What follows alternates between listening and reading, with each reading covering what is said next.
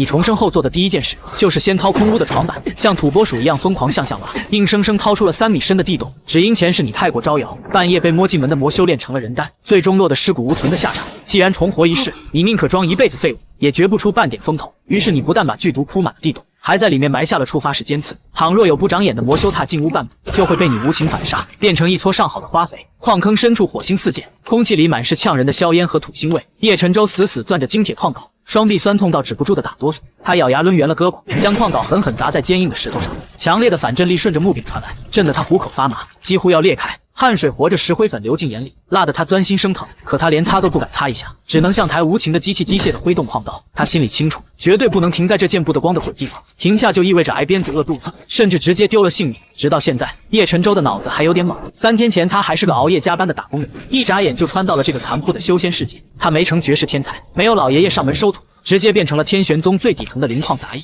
在这里他没人权没地位，在修仙者眼里，他们连宗门养的狗都不如，就是纯粹的消耗品。每天的任务就是在随时回他的矿井里没日没夜的挖下点粮食，完不成开采指标，轻则挨打扣饭，重则扔去后山喂妖兽。不远处猛地炸开一声脆响，紧跟着传来杀猪般的惨叫。监工赵铁山拎着一条带倒刺的黑皮法鞭，骂骂咧咧的走了过来。他满脸横肉，虽说只有炼气3层，在凡人杂役面前却是活阎王一般的存在。旁边一个瘦弱杂役实在熬不住，靠着岩壁喘了口气，正好撞在了枪口上。赵铁山二话不说，一鞭子狠狠扔了过去，杂役单薄的麻衣瞬间碎裂，后背被抽出一道深可见骨的鞭痕，整个人倒在地上止不住的颤抖。那瘦弱杂役顾不上钻心的疼痛，连滚带爬抓起矿镐，一边喘着粗气，一边哭喊着求饶，说自己马上就挖，绝不敢再偷懒。周围的杂役全吓得大气不敢喘，几个想要求情的赶紧把话咽回了肚子里，一个个拼了命的埋头干活。叶晨舟用余光瞥了一眼，心跳瞬间加速，立刻收回了目光。他面无表情，呼吸平稳，活像个没有感情的挖矿机器。在这吃人的修仙界，没实力还强出头就是纯找死。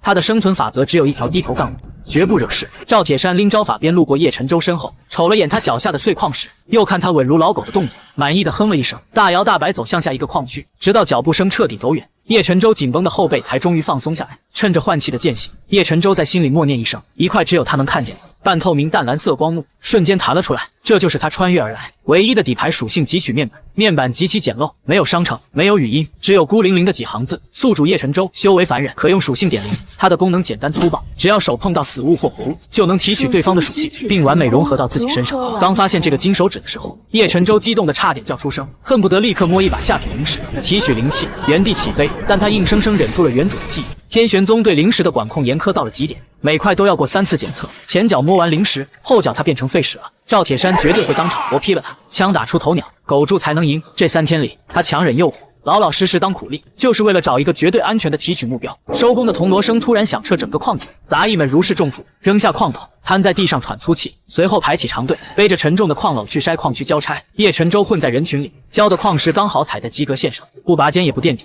完美隐身。交完差，杂役们疯了一样冲向伙房抢饭，叶晨舟却站在原地一动没动，他的目光死死锁定了筛矿区角落那个巨大的废料坑，坑里堆积如山的是筛出来的废弃铁矿，又硬又没灵气，连凡间铁匠都嫌弃，在宗门眼里就是纯纯的垃圾，每晚都有专人推去后山倒掉，绝对没人会在意一堆垃圾的去向。叶晨舟深吸一口气，抓起大扫帚，快步走到2米多高的废铁矿渣山旁，装作打扫卫生的样子。四下无人登记的管事也早就进屋喝茶了。他一把扔下扫帚，右手死死贴在一块人头大小漆黑粗糙的铁矿渣上，在心里低吼一声，让面板启动提取。淡蓝色光幕瞬间弹出，检测到废弃铁矿渣可提取属性为坚硬。叶晨舟毫不犹豫，立刻确认提取。掌心猛地传来一股强劲的吸力，那块坚硬的铁矿渣瞬间失去光泽，直接在他手中崩紧，化作一滩灰白，粉末簌簌流了一地。面板提示提取成功，坚硬+1。叶晨舟激动的气血上涌，双手直接插进了成堆的铁矿渣里。面板的提示音疯狂刷屏，眼前的矿渣肉眼可见的化为灰烬，不到半炷香的功夫，一大片矿渣全被吸成了粉末，坚硬属性直接飙升到了100点。他赶紧停手，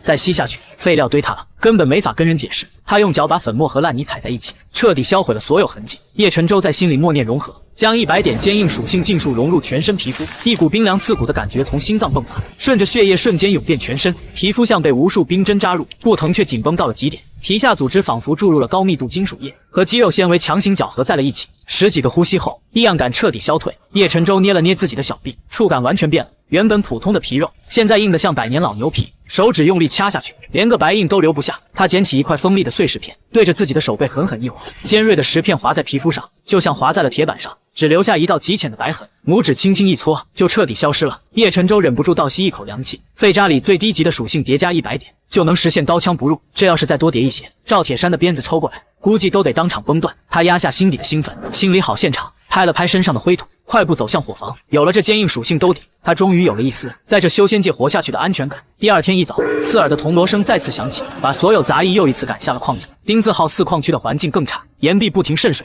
满地都是烂泥。叶晨舟举起沉重的金铁矿斗，狠狠砸向面前的岩石。巨响传开的瞬间，他眼睛猛地一亮，昨天震得骨头疼的反震力，今天传到手上，就像被隐形铁甲彻底吸收，竟然毫无痛感。双臂的紧绷感反而让他的力气变得更大。矿宝挥出残影，挖矿效率直接翻倍。他打算早点干完活，省下体力，晚上接着去提取属性。就在他专心挖掘半生岩石的时候，头顶突然传来一阵细微的碎裂声，旁边的老杂役惊恐尖叫，扯着嗓子喊要踏板。叶晨舟猛地抬头，矿道顶端一块几百斤重的蜂蜜叶已经彻底断裂，带着呼啸的风声直直砸向他的头顶。空间太小，脚下又是烂泥，根本没有躲闪的余地。千钧一发之际，叶晨舟下意识举起金铁矿口，横在身前，格挡几百斤的页岩，狠狠砸在粗壮的铁柄上，恐怖的冲击力瞬间爆发。金铁打造的镐柄竟被硬生生砸弯折断，尖锐沉重的镐头受力失控，在半空中猛地反弹，带着狂暴的力量，直直朝叶晨舟的手背狠狠反砸回去。距离太近，速度太快，周围的杂役吓得纷纷紧闭双眼。可下一秒，预想中的血光并没有出现，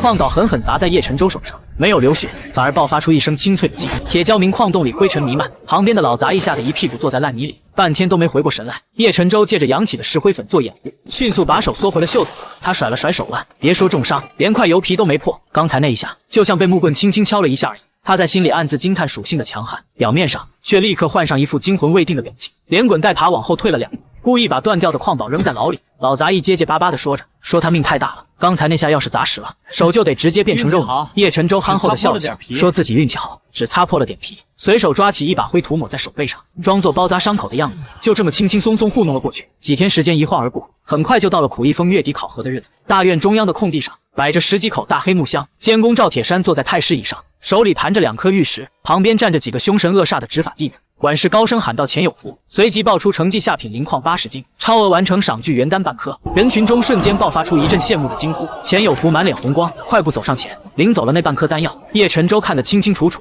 钱有福刚走下台，周围几个老杂役的眼神就变得像饿狼一样，死死盯住了他兜里的丹药。叶晨舟心里门清，在这吃人的地方露富就等于找死。很快，管事喊到了叶晨舟的名字，他背着矿镐，低着头走到箱子前，把里面的矿石哗啦啦全绑了进去。负责称重的弟子瞥了一眼秤杆，面无表情地报出：下品灵矿50斤，刚及格，只能领取最低配给的下品灵米1斤。赵铁山连眼皮都没抬一下，这种刚好卡着及格线，既不突出也不犯错的废物杂役，他连骂2句的兴致都没有。叶晨舟恭恭敬敬接过那一小袋干瘪的灵药，佝偻着身子退到了人群最不起眼的角落。几个原本还在打量他的杂役，一看他兜里那点可怜的配件，立刻嫌弃地移开了目光。叶晨舟在心里冷笑一声，这就对了，他要的就是这种毫无存在感的效果。这几天他不是挖不到更多的矿，而是故意把多余的矿石敲碎，全都扔进了废料坑，命都没了。要那半颗劣质聚元丹又有什么用？夜深人静，苦役峰的大通铺里鼾声如雷。叶晨舟猛地睁开眼，像只黑猫一样轻手轻脚翻下床，顺着墙根悄无声息溜出了院子。他没去平时那个废铁矿渣坑，这几天他早就踩好了点，顺着苦役峰后面一条隐蔽的小路，摸到了丹霞峰倾倒废料的山沟里。这里堆满了黑漆漆的废丹渣，散发着刺鼻的焦糊味，这些都是炼丹师炼废的残渣，里面充满了狂暴的火毒和杂质。谁要是敢拿这些废渣修炼，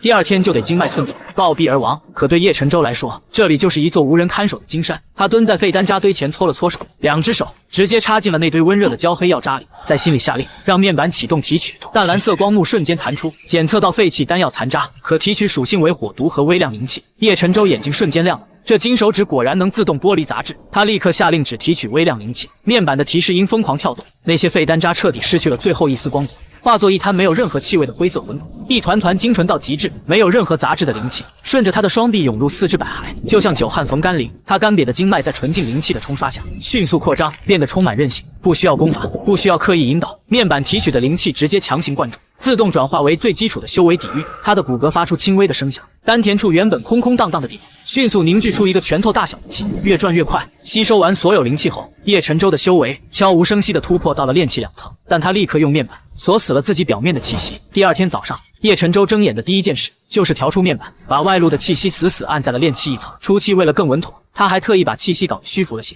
整个人看着就像个严重营养不良、谁是要猝死的底层弱鸡。他胡乱洗了把脸，推开漏风的破木门，杂役院的空地上已经炸开了锅，几个昨天刚领了月钱的杂役正扎堆凑在一起。钱有福站在人群正中间，猛地大吼一声，手心里窜出一团橘黄色的火苗，勉强只有个拳头大小。他得意洋洋地宣布这是验弹术，昨天刚去外门执事那里换了。周围的杂役立刻一通马屁拍上去，说他连法术都掌握了，下个月考核绝对能稳稳进外门。可话音刚落，那火苗虚弱地闪了2下，直接就灭了。叶晨舟拎着个破水桶从旁边路过，连正眼都没给一个。在他眼里，验弹术、水刃术这些花里胡哨的东西，纯粹就是催命。大半夜碰见仇家或者劫匪，原地念半天口诀，手里猛地亮起一团刺眼火光，等于在脑门上贴了张告示，喊着快来砍我。打架还自带发光特效，生怕别人找不准位置。这修仙界弱肉强食，每天消失的人比苦一疯的野狗都多。叶晨舟早就把狗道刻进了骨子里，花里胡哨的东西坚决不碰，越不起眼越像个透明人，活得才越长。放下水桶，叶晨舟溜达到了苦一峰最偏僻的废旧书阁。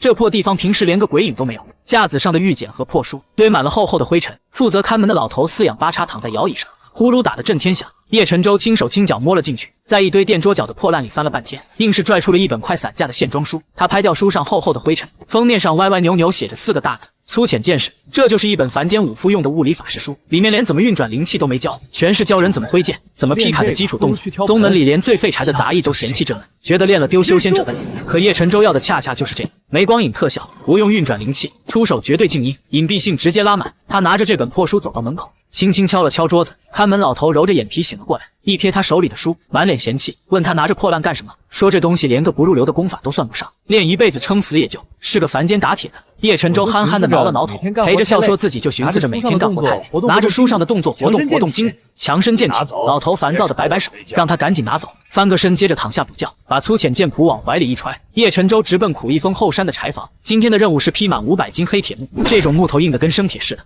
普通杂役轮一天斧头下来，手掌都能震裂。可叶晨舟丝毫不慌，第一天提取的坚硬属性早就焊死在了他的皮肤上。他从柴堆里挑了把刃口都卷边的破烂斧头，深吸一口气，脑子里疯狂回放粗浅剑士的第一式劈，没有任何花里胡哨的动作，双腿微曲，腰部悍然发力，力量顺着肩膀直灌手臂，最后尽数灌入手中的破斧头。一声脆响，生锈的斧头精准劈在黑铁木的纹理上，坚硬的木头直接一分为2，断口齐齐整整。就在木头裂开的瞬间，面板猛地闪烁了一下，动作符合，判定粗浅剑士熟练度+1。叶晨舟瞬间瞪大了眼睛，他猜对了，这金手指根本不需要非得拿着剑去练，只要动作的发力技巧和轨迹符合剑招的核心，日常打功就能转化为剑法熟练度。他当即化身打工战神，干起活来像打了鸡血一样。他不再只是无脑劈柴，每一次挥动斧头都在疯狂调整呼吸角度和力度，一斧头下去绝不多浪费1分力，也绝不少用1分力。整整一个上午，300多下精准劈塔，让他对劈这个动作的理解直线飙升。普通人挥几百次斧头，早就双臂报废。可叶晨舟有坚硬属性护体，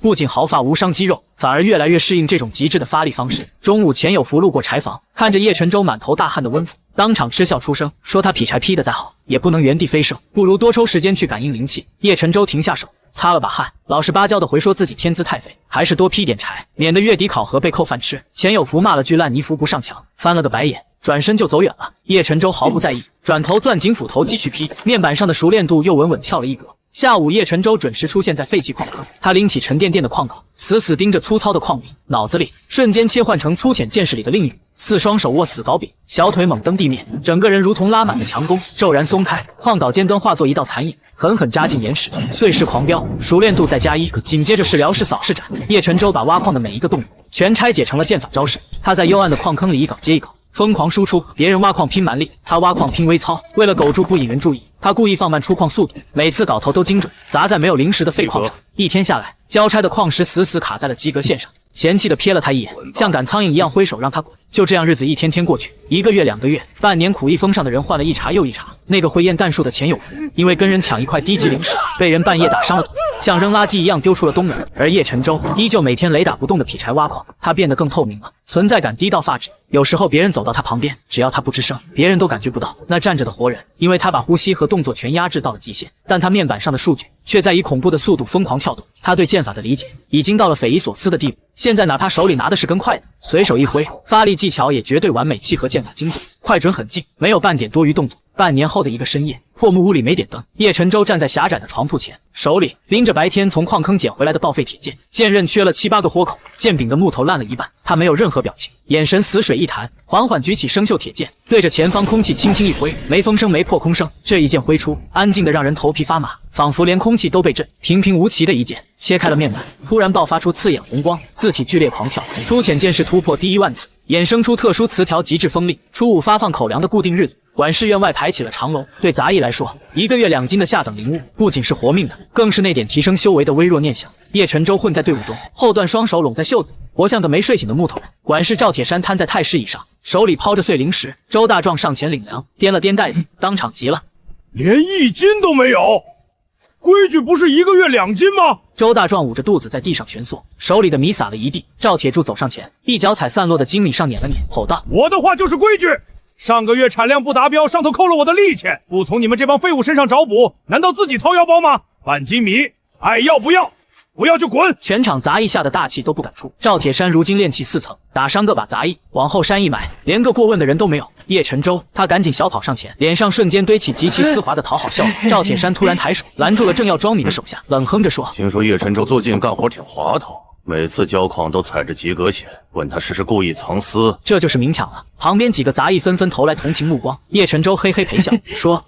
我这体格，管事也知道，能挖够及格线已经拼了老命了。他不仅没去接那可怜的半斤米，反而从怀里掏出上个月自己攒下来的小半斤灵米，连着布袋恭恭敬敬塞进赵铁山手里说：管事日理万机，太辛苦，自己这月胃口不好，这点米拿去熬粥补补身子。赵铁山当场愣住，他掂了掂米袋，狂笑出声说：算叶晨舟有孝心，滚回去干活。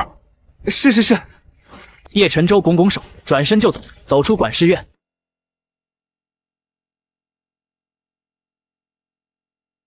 叶晨舟，你疯了！上个月存的米都搭进去了，还吃什么？赵铁山太欺负人，大不了跟他拼了！拿头拼，你们炼气1、2层，人家4层，要拼你们自己去，我还得留着命劈柴。说完，加快脚步回屋。叶晨舟心里门清，如果刚才不教你，赵铁山绝对动手。以他现在坚硬皮肤加极致锋利的剑，击败赵铁山根本不叫事。但打倒之后，外门阵法对一下，扎修为面板全得曝光，拿被高层研究的风险去换1斤灵米，只有傻子才干。只要命还在，吃树皮他都能用面板提纯出营养。夜色降临，啃着黑面馍馍的叶晨舟警惕起来。赵铁山说不定哪天心情不好，就闯进屋洞粗泄，必须在屋里捣个陷阱。他走到床铺边，掀起木板挪到角落，露出干燥坚硬的泥地。叶晨舟伸出融合了坚硬属性的右手，五指在月光下泛着青黑色的金属光泽，猛地往地下一插，五指齐根没入硬土，用力一抠，一大块坚硬泥土被拽出来，连油皮都没破一点。双手直接化身挖掘机，在床铺原位向下狂刨，挖出的土全装进水桶，明早倒进后山悬崖。神不知鬼不觉，半个时辰后，一个长2米、宽1米、深3米的垂直深坑成型。炼气中期掉下来也得摔断腿，但远远不够。叶晨舟跳出洞口，从柴堆挑出10几根最硬的黑铁木，抽出床底那把长满铁锈的芝士铁剑，发动极致锋利刺条，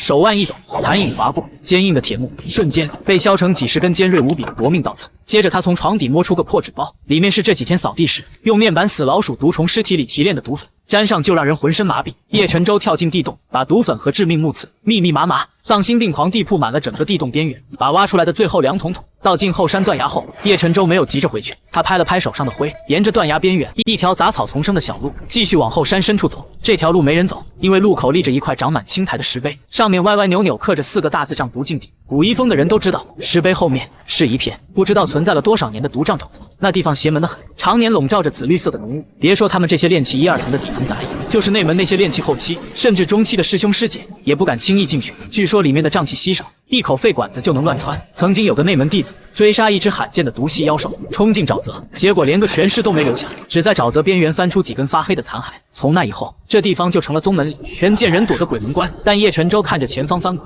眼睛却亮得发烫。别人怕赌，他缺的恰恰就是这种没人抢的属性狂。叶晨舟没傻到，直接拿肉身硬扛，转身跑回木屋，在灶台里扒拉出半盆黑木炭，用石头砸成碎末，撕下床单上最厚实的一块抹布，用水打，是把木炭碎末死死包裹在中间，最后找了一节空吸管插进去当通气孔。一个简易版粗制滥造，但绝对管用的防毒面罩就做好。半个时辰后，叶晨舟重新站在石碑前，把布包糊在脸上，死死绑在脑后，咬住主管，深吸一口气，空气穿过湿布和木炭，带里一股烟熏火燎的土腥味，但好歹过滤掉了大部分刺鼻气味。他没有任何犹豫，一头扎进了紫绿色的毒雾中。刚一踏入边缘，裸露在外的脖子和手臂立刻传来一阵密密麻麻的刺痛，就像无数只蚂蚁在啃咬皮肤。原本融合了坚硬属性的皮肤表面，竟开始泛起一丝丝不正常的晕痕，毒气正在试图渗透进他的毛孔。叶晨舟不禁反省，立刻在脑海中下达提取指令，面板弹出冰冷的蓝光，检测到 DJ 混合胀度，提取成功，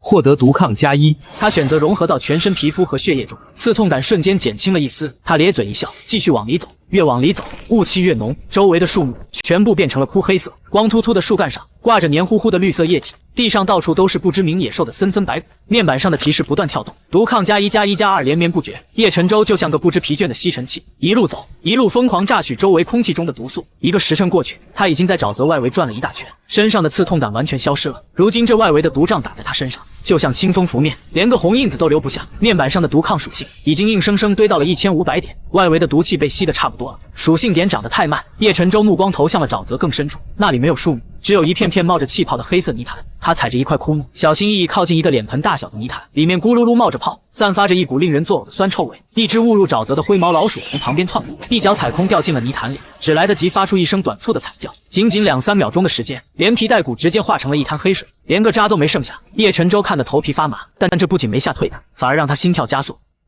这要是提取出来当成攻击手段，炼气4层的赵铁山算个屁！一巴掌过去，直接化成灰。他没敢直接用手碰，捡起一根干枯的树枝，轻轻点在泥潭表面。树枝接触泥潭的瞬间，底端立刻发出嗤嗤的腐蚀声，冒出一股白烟。叶晨舟立刻下令提取面板弹出，检测到高强度腐蚀物质，提取成功，获得腐蚀+1。他选择融合进双手食指的骨骼仪表，10根手指传来一阵极其轻微的酥麻感。他扔掉那根只剩半截的树枝，直接把双手悬停在泥潭上方，开始疯狂提取。腐蚀+1+5+10，数值暴涨，泥潭里的黑色液体肉眼可见的速度变得清澈，那股刺鼻的酸臭味也随之消散。当这一个泥潭被彻底榨干，变成普通水坑时，叶晨舟的腐蚀属性已经叠加到了2000点。叶晨舟站起身，看向自己的双手，10根手指泛起一层诡异的幽绿色光泽，伸手在旁边一块拳头大小的石头上轻轻一打，石头表面瞬间冒出白烟，开始融化，几秒钟后变成一滩冒泡的灰水。震耳欲聋的青铜钟声从主峰方向传来，连绵不绝，整个苦役峰都跟着沸腾了。今天是宗门3年一次的外门大比，这是杂役们唯一能光明正大偷的去前山凑热闹的日子。平时被管事们压榨的像马一样的杂役，全都成群结队往前山挤。叶晨舟，快点，去晚了连站脚的地方都没了。今天内门长老亲自观战，号称冷面罗刹的沈清霜师姐也要上台。不行，昨晚吃了发霉的黑馍馍，肚子正翻江倒海。懒驴上磨！一溜烟跑没了影，看着苦役峰上的人走得干干净净，叶晨舟脸上的痛苦表情瞬间收敛。看大比，一群练气中后期的菜鸡互啄，有什么好看的？万一哪位脾气暴躁的师兄打红了眼？师兄打红了眼，一道剑气 PY 飞到观众席，杂役这小身板，擦着就伤，碰着就亡。凑这种热闹纯属嫌命长。叶晨舟转身直奔苦役峰后山的差事堂里面，冷冷清清，只有一个半秃顶的孙执事正趴在桌子上打瞌睡。所有人都跑去看大比，叶晨舟走上前，轻轻敲了敲桌子，说：“我来领今天的任务。今天外门大比全宗放假半天，你跑来领什么任务？我资质差，修为低，要是再不勤快点，下个月的灵米配额怕是又要被扣。想趁着今天没人多干点，去废弃库清点垃圾，把里面那些彻底烂成渣的破铜烂铁扫出来腾腾地，干完了来交差。”这就是他今天的真正目的。废弃库在苦峰最阴暗的角落，是个常年不见阳光的巨大石洞。宗门几千名弟子每天战斗切磋探险，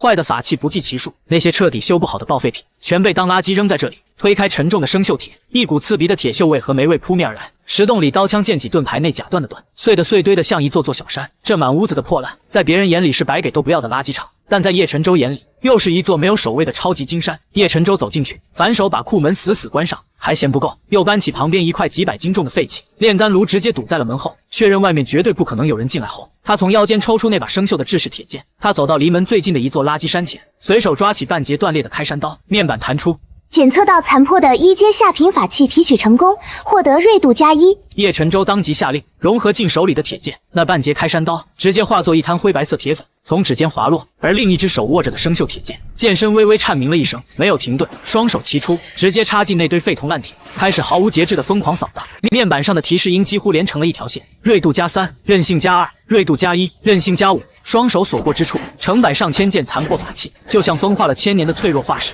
纷纷碎裂成一地粉末。陈州就像一个人形黑洞，在这几千件残破法器疯狂提取锐度和韧性。1个时辰，2个时辰，废弃库里的垃圾山野，肉眼可见的速度矮下去，地面上积了厚厚一层铁灰和杂质。当他把角落里最后一块裂开的玄铁盾牌吸成粉末后，终于停了下来，长长吐出一口浊气，满头大汗，但精神亢奋到了极点。几千件残破法器被他生生榨干了最后一点剩余价值，锐度和韧性2项属性直接暴涨了足足3万点。叶晨舟低头看向右手里那把生锈的制式铁剑，剑刃上隐隐浮现出一道斩断光线的黑痕。这把破剑此刻的锋利程度已经远远超出了它本身应有的品质。轻轻一划，空气中就传来一声极细微的嗡。外门差事堂今天差点被人板房打碎，一个人因惨叫着砸碎了堂前挂任务的告示牌，木屑横飞，一口血喷了满地。2个外门弟子正红着眼拔出法器长剑，为了一个看守巡兵寒潭的任务，当场那任务不仅一次性给10块下品，还能在寒潭边上免费蹭半个月的浓郁灵气，简直是肥差中的肥差。其中一个弟子指着另一个怒吼：“任务是他先看上的，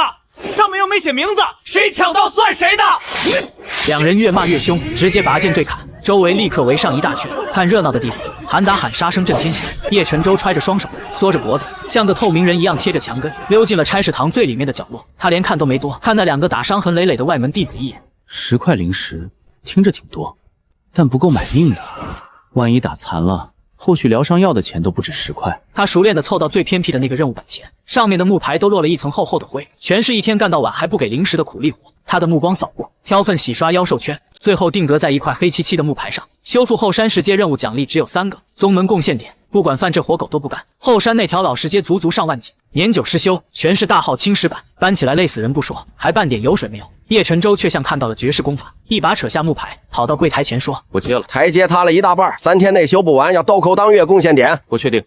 我修为低，就喜欢清静，干点笨活，踏实。”打瞌睡的执事抬头瞥了他一眼，按了个手印，拿了工具条子，转身就走，生怕执事反悔。半个时辰后，叶晨舟站在了后山脚下，这里的确荒无人烟，连个鬼影子都没有，长满青苔的石阶断断续续，一直蔓延到半山腰的云雾里。他把铁镐和泥灰往地上一扔，根本没去管那些碎裂的石板，深吸一口气，双脚微微分开，双手直接死死按住旁边一块裸露的巨大山体，言脉这是后山的地脉所在。整座大山经历千万年沉淀，最不缺的就是那种稳固厚实的力量。面板弹出，检测到庞大且连绵的厚重属性，提取成功，获得厚重+1。叶晨舟毫不犹豫下令，全部融进骨架和肌肉里。一瞬间，他感觉双腿猛地一沉，像是凭空灌了上百斤铅水，但试着抬了抬腿，发现身体依然轻盈，动作完全不受影响。那股厚重的力量是内敛，没有拖慢速度，只是让下盘变得像扎根在岩层里的老树一样稳如泰山。叶晨舟开始干活了，一手拎着几百斤重的残破青石板，像拎豆腐一样轻松扯出来扔掉，另一只手始终贴着地面或山壁，保持提取状态。厚重+5+10+20，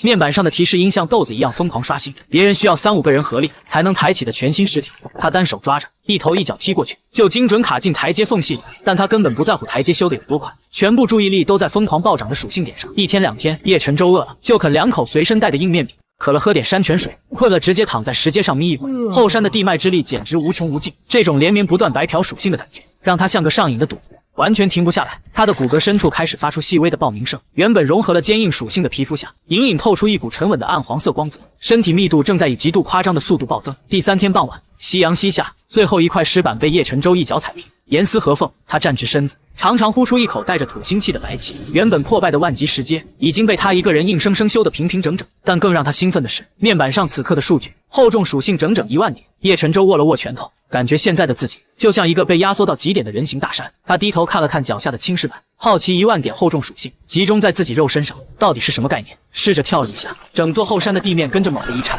发出一声闷响，四周树林里的鸟惊得扑腾腾乱飞。叶晨舟赶紧收起力量，把那1万点厚重属性强行压制在骨髓深处。刚才那一下要是被人看见，非得把他当成什么化形大妖给抓起来切片研究不可。他赶紧拿起扫帚，装作什么都没发生，溜达到后山另一条偏僻的林荫小道上，开始今天的日常扫地任务。刚才修台阶的动静有点大，得赶紧干点杂活掩人耳目。扫了没半个时辰，小道旁边的灌木丛里突然传来一阵粗重的喘息声，接着是树枝被撞断的声响。叶晨舟耳朵一动，手里的扫帚瞬间停住，一个浑身是血的人影从草里滚了出来，一头栽在叶晨舟刚扫干净的青石板上，把地面染红了一大片。叶晨舟定睛一看，这人穿着一身标志性的月白色长袍，那是内门弟子的服饰，只不过现在这身长袍已经破成了布条，胸口有一道深深的刀伤，左胳膊齐根断裂，伤口处泛着一股诡异的黑气，伤成这样居然还没死，命够硬的。那内门弟子艰难地抬起头，满脸泥污，泛着水光的双目死死盯住正拿着扫帚的叶晨舟，他颤抖着从怀里摸出一块沾满黑色血迹的玉简和一枚储物戒指，声音嘶哑地说：“你快拿着这些东西去前山找镇法堂的方老师，告诉长老有叛徒，只要把消息送到，戒指里的灵石丹药全归你，方长老还会保你进内门发大财。”叶晨舟站在原地，连眼皮都没眨一下，看着那枚闪闪发光的储物戒指，心里连半点波澜都没有。这要是换个刚入门的愣头青，这会儿肯定激动的双手发抖，拿了戒指就去当英雄。一个修为少说有炼气后期的内门弟子，被人砍成这副熊样，追杀他的人得是什么狠角色？筑基期甚至更高。我一个小小的杂役，跑去忏悔内蒙高层的夺权阴谋或者仇杀，纯属嫌命长。那块玉简就是催命符，那枚储物戒指上说不定还留着神识标记或追踪手段，谁拿谁死。这种大宗门的内门弟子往往都有本命魂灯留在宗门，一旦被人杀死，死前看到的最后画面或者凶手的气息，大概率会传回魂灯。为了点破铜烂铁惹一身骚，纯属脑残。叶晨舟一句话都没说，甚至连呼吸的节奏都没变。他没有上去救人结交，也没有落井下石，他直接后退了一步，握紧手里的扫帚。那内门弟子看着叶晨舟后退，急得又喷出一口黑血，声嘶力竭地喊：“快记住！”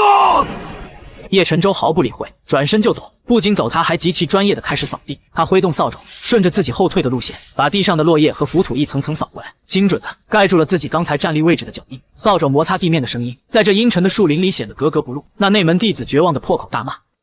懦夫！”声音越来越弱。叶晨舟充耳不闻，骂就骂吧，随便骂，反正被骂又不会掉一块肉。他一边绕路退向旁边茂密的草丛，一边飞快扫平痕迹，连一根折断的杂草他都用扫帚杆拨弄回原位，没留下任何反常的折痕。退了大概10米远，叶晨舟一猫腰，直接钻进一片半人高的杂草丛里。他把那1万点厚重属性稍微释放出一点点，压住自己的心跳和血液流动速度，整个人蹲在泥地里，气息收敛得像一块冰冷沉寂的石头。叶晨舟刚藏好不到10个呼吸的时间，3道黑影鬼魅般从天而降，落在那个内门弟子身边。一股浓烈的煞气瞬间笼罩了这片区，空气里的温度都好像下降了好几度。几个追杀而来的黑衣人冲到现场，四处张望，完全没有察觉到10米外正蹲在草丛里一动不动的叶晨舟。那3个黑衣人在原地搜了半天，除了内门弟子的遗体和满地黑色叶子，什么都没捞着。东西怎么没在这小子身上？是不是被路过的妖兽叼走了？放屁！赶紧处理遗体，撤退！一会儿镇法堂的人闻着味儿就来了。几个黑衣人手脚麻利地倒上化尸粉，这一阵刺鼻的黄烟，地上的遗体化作一滩黑水。3人身形一闪，瞬间消失在树林深处。叶晨舟蹲在10米外的杂草丛里，一动不动。他没急着出来，硬生生在草窝里又蹲了整整1个时辰，直到天彻底黑透，后山连个鸟叫声都没了，他才慢慢站起身，拍了拍屁股上的土。他感慨了一句：“你们这帮人下手是真黑。”扛着扫帚，顺着没人的小路，一溜烟跑回了自己的破木屋，把门关死，又搬起桌子在门后。白天的事给他敲了个警钟。宗门里越来越不太平，连内门弟子都敢在后山明目张胆的杀人灭口。地下那个3米深的毒刺陷阱是用来阴人，但前提是别人得先进屋掉下去。如果人家嫌麻烦，直接在外面放把火，或者扔个法术把木屋给平了，自己连同陷阱都得被活埋。必须加固这间屋子，必须叠甲，往死里叠。叶晨舟立刻动手，他把床底下的破罐子全拖了出，里面装的全是他之前在废弃疯狂提取残破法器后剩下的灰白色金属粉末残渣。这些边角料虽然失去了锐度和韧性，但本身材质都是金铁玄铜，甚至更高级的灵矿，拿来当化阵法的材料再合适不过。他又找出一个豁口的破碗，倒了半碗水，把金属粉末全倒进去，然后咬破手指，挤了几滴血进去当引子，用根筷子疯狂搅拌，很快一碗粘稠的像黑泥一样的特制阵法墨水就调好。叶晨舟不懂什么高深阵法，古一风发的那本破烂简明阵文录里只有2个最烂大街的阵图，一个是用来给米缸防老鼠的固闭阵，一个是用来给茅房除味的引气阵。平时根本没人拿这2个阵法当回事，威力小得可怜。但叶晨舟不在乎，质量不够，数量来凑。他蹲下身子，用筷子蘸着那碗黑泥墨水，开始在木屋地板背面一笔一笔地画起了固闭阵的纹路。这阵法图案简单到了极点，就是几个相互嵌套的圆圈，加上12条放射状的线条，连杂役里最笨的那个都能照着画出来。但叶晨舟画完第1个之后没有停手，他紧挨着第1个固闭阵的边缘，又画了第2个，然后第3个、第4个。他把整块地板翻过来，在背面密密麻麻地画满了固闭阵，一共画了整整50个，50个最低级的固闭阵叠加在一块木板上，单个固闭阵的防御力大概相当于1层薄铁皮，那50个叠加在一起就相当于50层薄铁皮。焊死在了这块木板上。画完地板，他又开始画墙壁，四面墙的木板全被他一块块拆下来，在背面画满布避震，之后再装回去。从外面看，这破木屋还是那副随时要散架的烂样子，但从里面看，每一寸木板的背面都密密麻麻布满了正黑色的线条，在暗处泛着若有若无的微光。接着他开始在门板背面和窗户框上画引气阵，同样的操作，同样的丧心病狂，每个位置50个引气阵叠满。画完之后，整间木屋就像是被一层无形的罩子笼住，从外面路过的话，连里面有没有人呼吸都感觉不到。叶晨舟画完最后一笔，直起腰来看着。叶晨舟看着自己的杰作，满意地点了点头。从外面看，这间屋子依旧是溥仪峰最破最烂最不起眼的那个棚子，风一吹就吱呀作响，门板上的裂缝大的能伸进去一只手。但实际上，这间屋子现在的防御力已经堪比一座小型堡垒，50层固避阵叠加的墙壁，炼气后期一剑劈上去都得崩出火星子。地下3米的陷阱，让任何闯入者有来无回。50层引气阵，把里面的一切气息吞得干干净净。叶晨舟把木板盖回床铺位置，在上面铺好被褥。从外面看，就是一张普普通通的破木板床，谁也想不到，床板下面是一个3米深的夺命地洞，洞底插满了淬毒的尖刺。他躺在床上，闭上眼睛，嘴角微微翘起。在这吃人的修仙世界，想要活下去，就得把自己武装到牙齿。明面上，他是溥仪峰最不起眼的透明人，暗地里他的小破屋已经变成了一座让人有进无出的绞肉机。只要狗猪不暴露属性，面板就会源源不断的给他叠加底牌。等属性堆到连金丹期都拿他没办法的那天，才是他真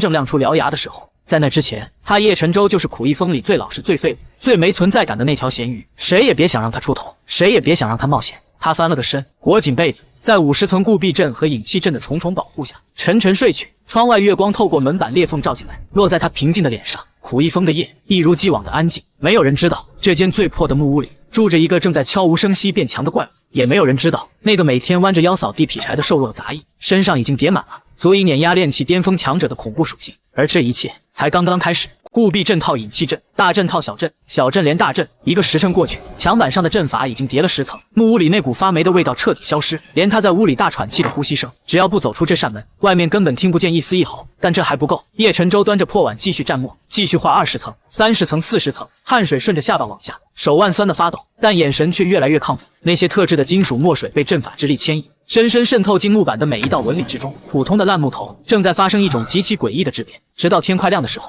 他终于画完了最后一笔，足足50层固避阵和引气阵互相嵌套，死死锁在了这间10个平方的破木屋上。叶晨舟扔掉秃毛笔，一屁股坐在地上，大口喘粗气。他抬头看向四周，木屋从外面看依旧是那副随时要被风吹它的破烂模样，墙板上连阵法的痕迹都看不出来，引气阵把所有的灵气波动全都掩盖得死死的。叶晨舟站起身，走到正对门口的那堵墙前，深吸一口气，把腿部的厚重属性和双手的坚硬属性瞬间调动起来。他可是融合了1万点厚重和上千点坚硬的怪物，这一拳下去，就算是后山那块几千斤重的青石板也能砸成碎渣。他猛地扭腰，右拳带着刺耳的破风声狠狠轰向墙壁。木屋外表看起来摇摇欲坠，但他全力一拳砸上去，木板连一丝木屑都没掉。叶晨舟揉了揉稍微有点发麻的右手关节，满意的看着面前连漆皮都没掉的木板，强50层阵法叠上去，估计比内门长老的防御法宝还要硬上3分。安全屋是有了，但我心里还是不踏实。木屋再硬，我总不能天天躲在里面不出来干活。万一在外面遇到高阶修士斗法的无妄之灾，人家随手一道榴弹剑气甩过来，自己这身板虽然硬，但也绝对不好受，得弄点保命的底牌，最好是穿在身上。这些年抠抠搜搜，每个月省吃俭用，攒下了大概10几块碎灵石。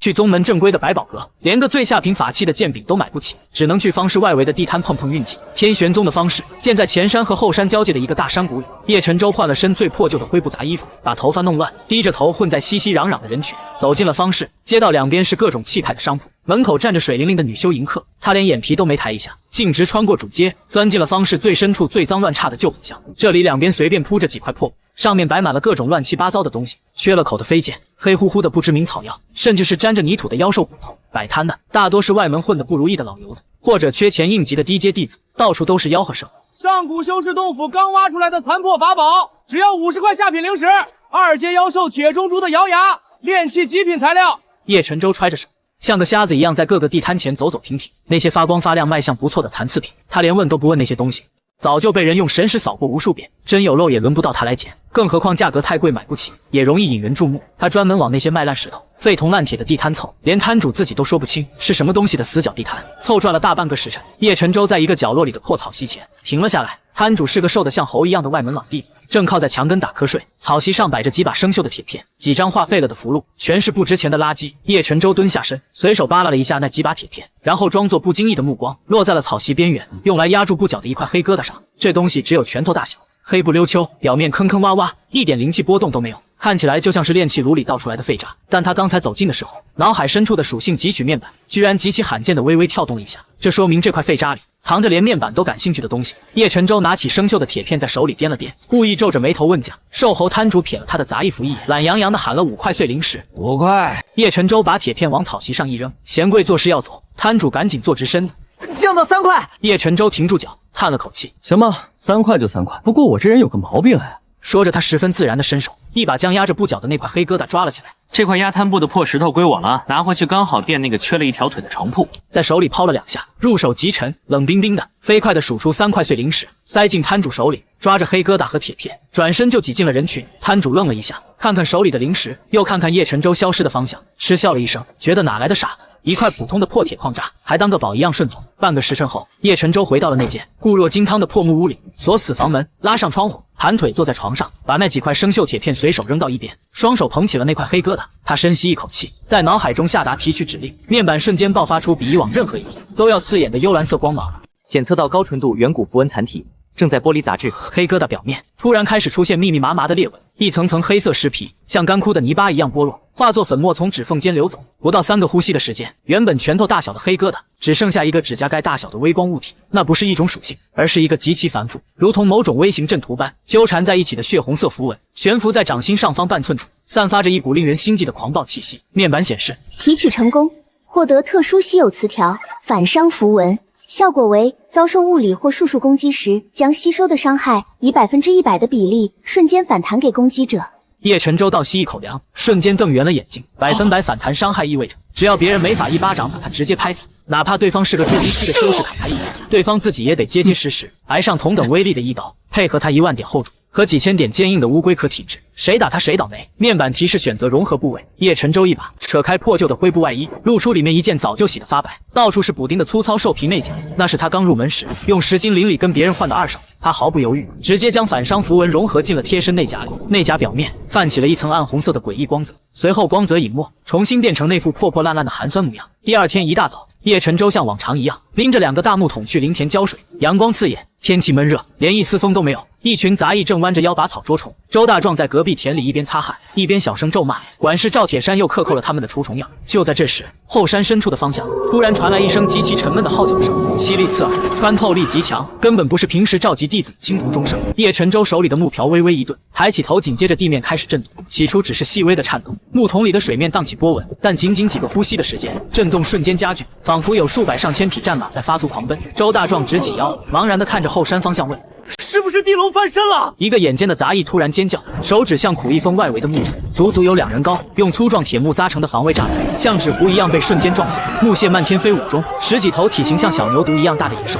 双眼猩红，带着一股腥风，直接冲进了杂役区。那是后山御兽峰的灵兽，他们疯了，灵兽暴动了！整个灵田瞬间炸开了锅，那些平时用来给宗门拉车、看门的低阶灵兽，此刻全都没了理智。冲在最前面的是几头一阶下品的钢牙猪，浑身长满黑色硬质鬃毛，獠牙比匕首还长，低着头见人就撞。一个跑得慢的老杂役连惨叫都没来得及发出，直接被一头钢牙猪拦腰重重撞倒，杂役们彻底崩溃了。他们修为最高也不过炼气2、3层，连个像样的攻击法术都不会，手里的武器只有锄头和镰刀。面对这群发疯的妖兽，完全就是单方面的冲击，场面瞬间乱成一锅粥。有人往山上跑，有人往屋里钻，还有人吓得腿软瘫在地上。叶晨舟站在原地，眉头紧抿，他没有跑。在这种混乱情况下，把后背留给4条腿的妖兽纯属送人头。2条腿绝对跑不过4条腿，但他也绝对不可能出手。这几只低阶妖兽在他眼里跟纸糊的没区别，一拳就能把钢牙猪的尸打出来。可打完之后呢？宗门灵兽暴动绝对非同小可，说不定天上有内门长老正踩着飞剑，用神识往下扫他。一个炼气1层的底层杂役，一拳轰死一头一阶妖兽，这画面被高层看到，明天就得被绑在解剖台上，不能打也不能跑。叶晨舟的目光飞快地在四周扫过，不远处几头烈风狼刚刚扑倒了，几个逃跑的杂役正凶猛扑压着，那里已经倒下了4、5个不省人事的杂役。叶晨舟深吸一口气，毫不犹豫地冲向那个方向。他不是去救人，他是去借用一下场地，跑到倒下的杂役旁边，一脚踩进黑色泥洼里，伸手在地上抹了一把黑色血迹，直接胡乱抹在脸上脖子上，双手用力一扯，把胸口和袖子的布料撕成几条破布，伪装成贝利爪，撕裂的伤口，动作一气呵成，行云流水。弄完伪装，叶晨舟往地上一扑，顺势趴在倒下的人群旁装死，一动不动。他甚至非常细节地把半截残破的衣物压在了自己背上，半张脸埋在泥水里，只留出一个鼻孔。呼吸同时调动体内那1万点厚重属性，强行压缓了心跳和体内气血流速，呼吸变得极其微弱，体温迅速下降。现在就算有人过来探脉搏，也只会以为这是一具刚死不久的尸体。周围的惨叫声此起彼伏，肉体被撕裂的声音，妖兽咀嚼骨头的声音近在咫尺。古一峰彻底变成了修罗场，鲜血的味道刺激的那些妖兽更加狂躁，像推土机一样把沿途的木屋林田全部踩烂。叶晨舟闭着眼睛，心里冷静的没有一丝波澜。只要苟过这一波，等宗门的阵法队和内门高手赶到，这群 DJ 妖兽立刻就会被镇压。他只需要安安静静的当一具合格的背景板尸体就行。突然一阵粗重且腥臭的喘息声在叶晨舟耳边响起，地面传来沉重的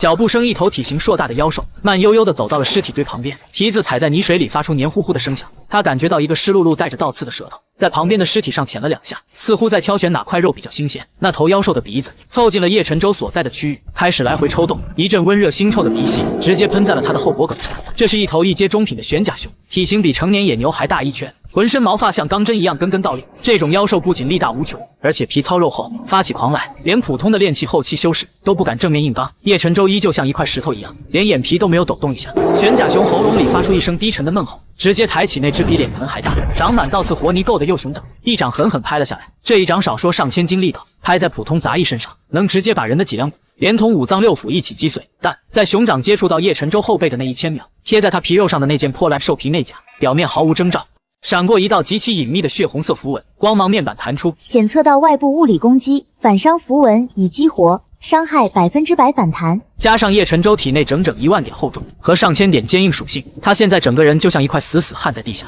硬度堪比万年玄铁的砧板。玄甲熊这是大力沉的，一巴掌拍在这块砧板上，所有的反作用力被符文在一瞬间完美收紧，然后狂暴地倾泻了回去。一声令人牙酸的骨骼碎裂声骤然响起，压过了周围所有的惨叫。玄甲熊连惨叫都没来得及发出，他那条粗壮的右胳膊从熊掌一直到肩膀，仿佛内部塞满了炸药般直接炸开，残骸横飞，坚硬的臂部瞬间崩碎成成百上千块，尖锐的碎骨像霰弹一样向外爆射，半条胳膊在1秒之内被他自己的力量硬生生震成了一团黑色雾气。巨大的反震力不仅废了他的胳膊，更是顺着肩胛骨直接摧毁了他的5脏6腑。玄甲熊这才发出一声凄厉到极点的惨嚎。庞大的身躯像个破麻袋一样向后倒飞出去，重重砸在2米外的林田里，压塌了一大片林道。他在泥水里疯狂地抽搐翻滚，仅剩的左爪在地上乱刨，嘴里大口往外喷着夹杂着碎块的黑色液体，仅仅挣扎了不到10个呼吸就彻底没了动静，死透了。而全程趴在死人堆里的叶晨舟连眉头都没皱一下，刚才那一巴掌拍下来，他只感觉后背像是被人不轻不重的推拿了一下，连皮都没破，反倒是那头倒霉的熊直接把自己给送走了。叶晨舟继续闭眼装死，等宗门阵法队赶来清理残局，这头死熊就躺在他2米外，正好给他当了最好的掩护。周围其他的妖兽听到同类死前凄厉的惨叫，本能的感到了一丝恐惧，纷纷避开了叶晨舟所在的区域，转头去追杀那些还在四处乱跑的杂役。一炷香时间后，苦一峰上空突然传来一连串尖锐的破空声，10几道耀眼的飞剑，剑光如同流星般划破天际，带着凛冽杀气稳稳停在半空中。带头的是一个穿着黑底边长袍的内门阵法堂执事，筑基期的威压毫无保留地释放出来，压的下方那些发狂的低阶妖兽齐齐趴在地上瑟瑟发抖。他暴喝一声，下令全杀，不留一个。身后10几名阵法队弟子同时捏动剑诀，飞剑化作一道道残影在苦一峰上来回穿梭，一颗颗硕大的妖兽头颅接连落地。这些在杂役面前如同死神般的妖兽，在内门精英面前脆弱的就像地里的大白菜。不到半盏茶的时间，10几头妖兽被斩杀殆尽。带头的执事冷冷吩咐，清理现场，救治伤员，把妖兽尸体收集起来，妖丹和皮毛送回宗门宝库。说完踩着飞剑去巡视其他地方。几个阵法队弟子收起飞剑，满脸嫌弃的降落到满是泥泞和污迹的林田里。一个胖弟子一边吐槽，这帮杂役太废，随便几只1阶妖兽就咬死这么多人，一边用脚踢开挡路的残骸。两人一路走走停停，很快来到了叶晨舟所在的死人堆旁边。高个子弟子突然停下脚步，指着地上的玄甲熊尸体让同伴来看。两人蹲在巨大的尸体旁，看着爆碎后的右半边身体，面面相觑，完全想不通他是怎么把自己震死。高个子用剑鞘戳了戳那堆散碎的骸骨残块，邪门了，这熊难道是狂暴过头，自己把灵力憋炸了？整条右胳膊连带半扇肋骨全碎成了沙，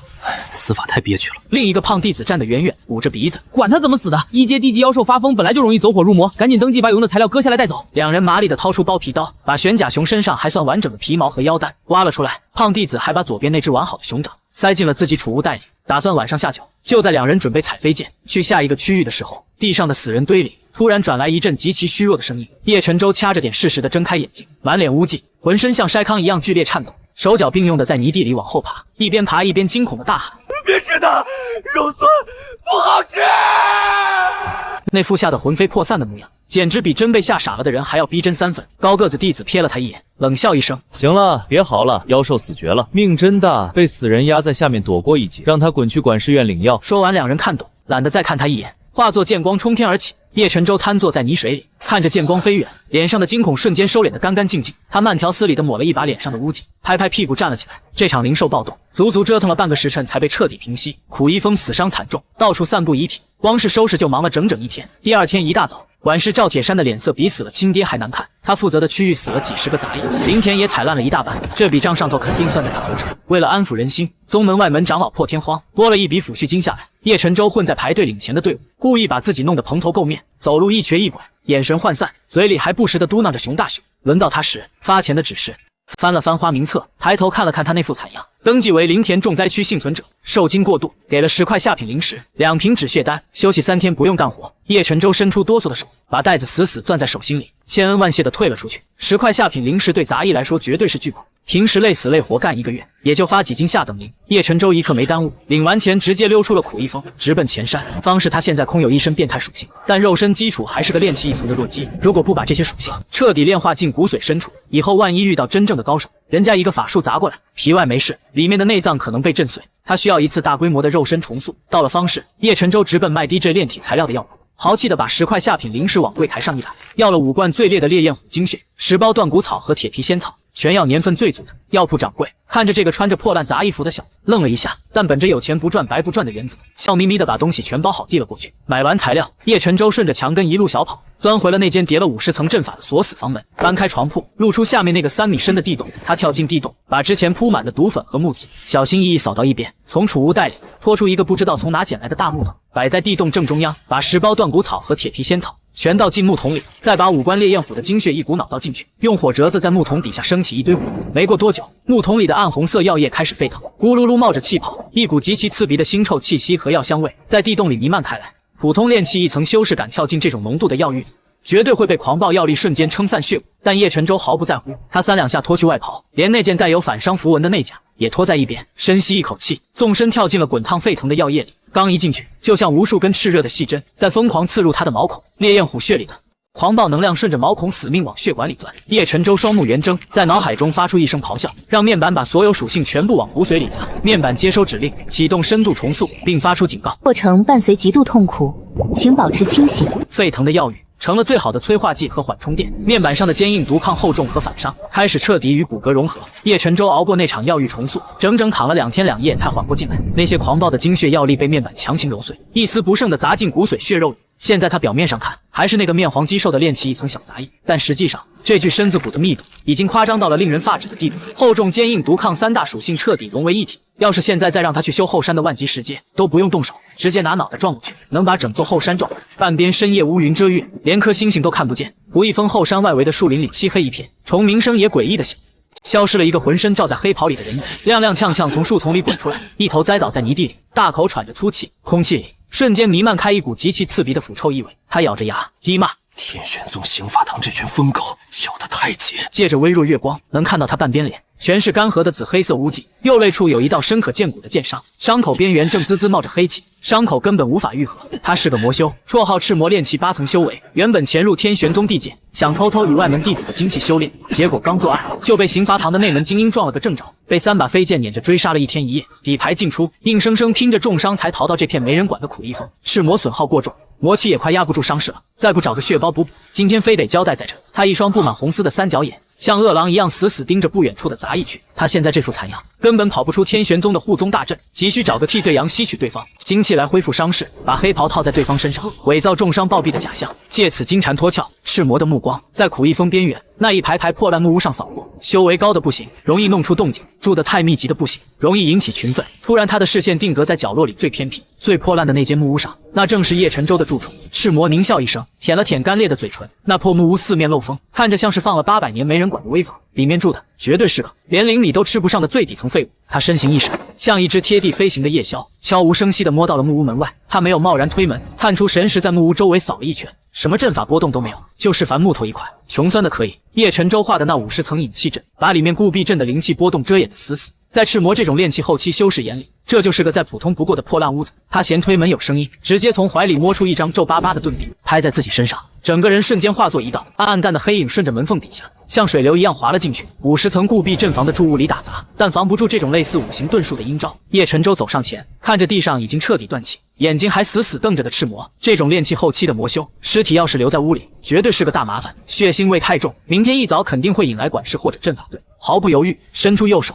虚按在赤魔的尸体上，下达提取指令，面板弹出，检测到高浓度魔物灵气与血气混合体，正在提取，目标已死亡，正在剥离杂质，提炼精华。随着面板的蓝光闪烁，地上那2截惨不忍睹的尸体，连同流出来的鲜血、破碎的内脏，甚至身上那件黑袍，开始以肉眼可见的速度风化崩解。不到10个时辰的时间，一个大活人彻底消失了，连一滴血都没留下，取而代之的是叶晨舟掌心里多出来的一小撮暗红色粉末。这粉末散发着极其浓郁纯净的草木灵气，完全闻不到任何血腥味。这就是一个炼气8层修士全部修为和血肉凝结而成的精华。叶晨舟顺手把赤魔掉落的一个干瘪储物袋塞进怀里，然后找了块破布，把这坨粉末小心翼翼地包好。接着，他手脚麻利地搬起断裂的木板墙，用泥巴和几根铁钉重新封好，随便补了几个障眼法的阵法上去。做完这一切，天边刚好泛起一抹鱼肚白。第二天，叶晨舟准时出现在灵田浇水。昨夜那个炼气8层的魔修，已经被他提炼成了一撮富含灵气的化肥，埋在了灵田最深处。几个月后，苦风的灵田里，唯独叶晨舟负责的那几亩地，长势极其夸张。